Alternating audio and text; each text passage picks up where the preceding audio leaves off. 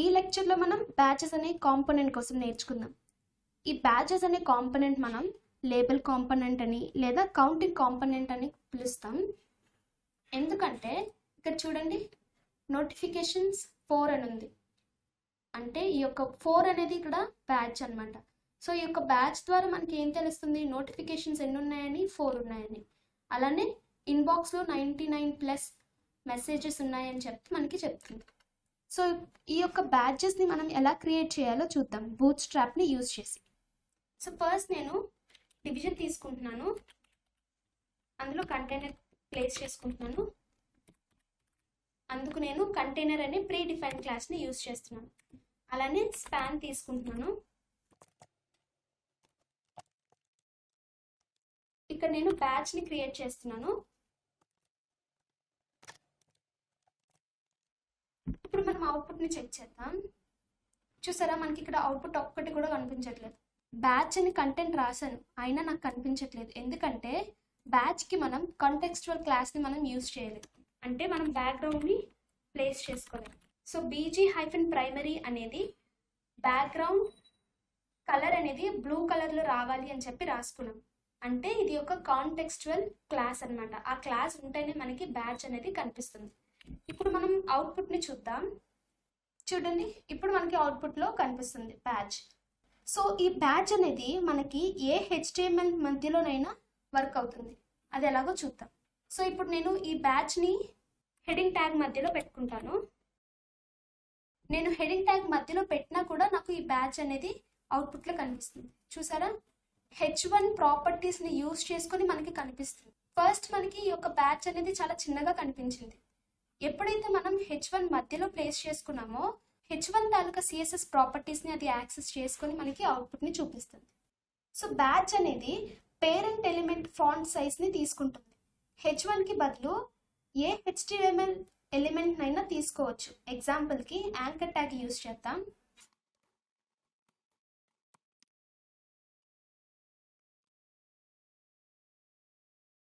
చూసారా, నేను నా బ్యాచ్ని యాంకర్ ట్యాగ్ మధ్యలో ప్లేస్ చేసుకున్నాను కాబట్టి యాంకర్ ట్యాగ్ తాలూకా ప్రాపర్టీస్ అనేవి నా బ్యాచ్ యాక్సెస్ చేసుకుంది. అందుకే కర్సర్ అనేది బ్యాచ్ పైకి వెళ్ళగానే నాకు హ్యాండ్ సైన్ అనేది వచ్చింది. చూసారా, నేను ఎప్పుడైతే హెడింగ్ ట్యాగ్ని యూజ్ చేసి బ్యాచ్ని ప్లేస్ చేసుకున్నానో అప్పుడు నాకు కర్సర్ అనేది హ్యాండ్ సైన్లో చేంజ్ అవ్వలేదు. కానీ ఎప్పుడైతే నేను నా బ్యాచ్ని యాంకర్ ట్యాగ్ మధ్యలో ప్లేస్ చేసుకున్నానో అప్పుడు నాకు కర్సర్ అనేది బ్యాచ్ మీదకి రాగానే హ్యాండ్ సైన్ అనేది వచ్చింది కదా. సో ఇలా మనం బ్యాచ్ని ఏ HTML ఎలిమెంట్ మధ్యలోనైనా ప్లేస్ చేసుకోవచ్చు, ఎక్కడైనా వర్క్ అవుతుంది అనమాట. ఓకే, ఎగ్జాంపుల్కి ఇక్కడ మనం బటన్ని యూజ్ చేసి చేద్దాం.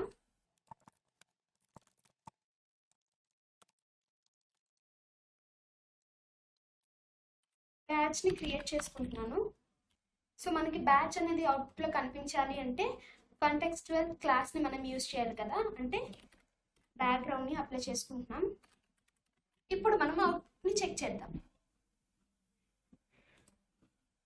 చూసారు కదా, నాకు బ్యాచ్ అనేది బటన్లో వర్క్ అవుతుంది. సో బ్యాచ్ అనేది మనం ఏ HTML ఎలిమెంట్ మధ్యలో పెట్టినా కూడా వర్క్ అవుతుంది. ఓకే, సో మనం ఇప్పుడు ఈ కార్ట్ బ్యాచ్ని మనం క్రియేట్ చేద్దాం. ఓకే, సో ఇలా మనకి కార్ట్ ఐకాన్ పెట్టుకొని అలానే కౌంటింగ్ని మనం ప్లేస్ చేసుకుందాం. ఫస్ట్ నేను ఒక డివిజన్ తీసుకుంటున్నాను.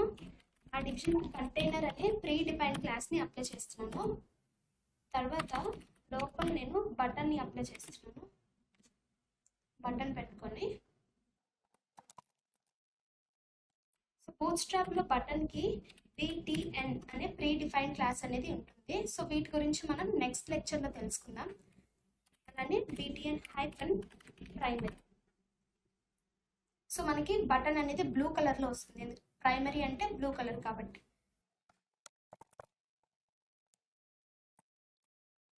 ఇప్పుడు మనం అవుట్పుట్ని చెక్ చేద్దాం. ఫస్ట్ మనం వీటిని కమెంట్ చేసేద్దాం.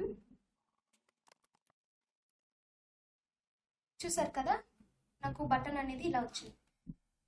ఎప్పుడైతే నేను రౌండెడ్ అనే ప్రీ డిఫైన్ క్లాస్ని యూజ్ చేశానో దాని అర్థం నాకు బటన్కి కార్నర్స్లో రేడియస్ అనేది యాడ్ అవుతుంది. ఓకే, సో ఇప్పుడు మనకి సర్కిల్లో కావాలి అనుకున్నప్పుడు రౌండెడ్ సర్కిల్ అని చెప్పి యూజ్ చేస్తాం. ఇప్పుడు మన అవుట్పుట్ ఎలా ఉందో చూద్దాం. రౌండ్ షేప్లో వచ్చింది మన బటన్ అనేది.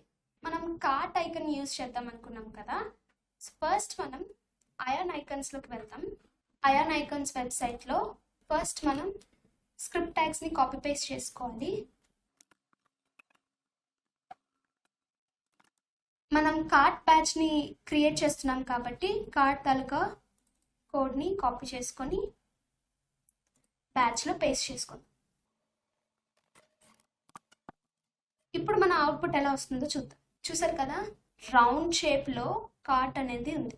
సో మనకి బటన్ అనేది రౌండ్ షేప్ అయ్యి కార్ట్ అనేది మధ్యలో ఉంది కదా. ఇప్పుడు మనం ఈ బ్యాచ్కి కౌంటింగ్ ఇద్దాం.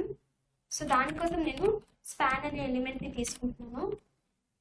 ఆ ఎలిమెంట్కి ప్రీడిఫైన్ క్లాస్ని అప్లై చేస్తున్నాను. బ్యాచ్ మనకి కనిపించాలి కాబట్టి కాంటెక్స్చువల్ క్లాస్ని నేను ఇక్కడ అప్లై చేస్తున్నాను. ఇప్పుడు మనం అవుట్పుట్ని చెక్ చేద్దాం.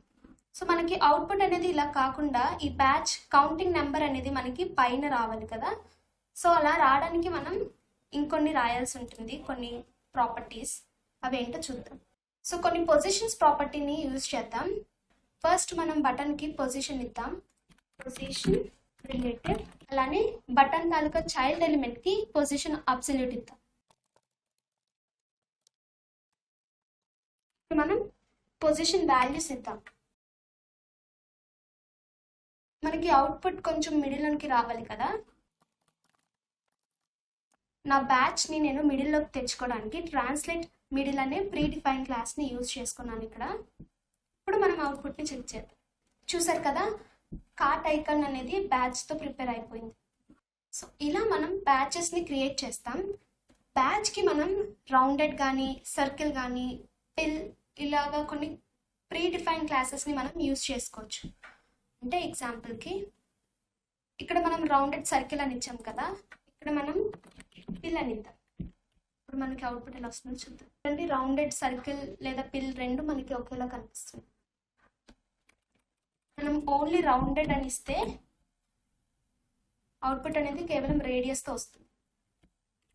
అదే మనం రౌండెడ్ పిల్ కానీ సర్కిల్ కానీ ఇస్తే మనకి సర్కిల్ షేప్లో వస్తుంది.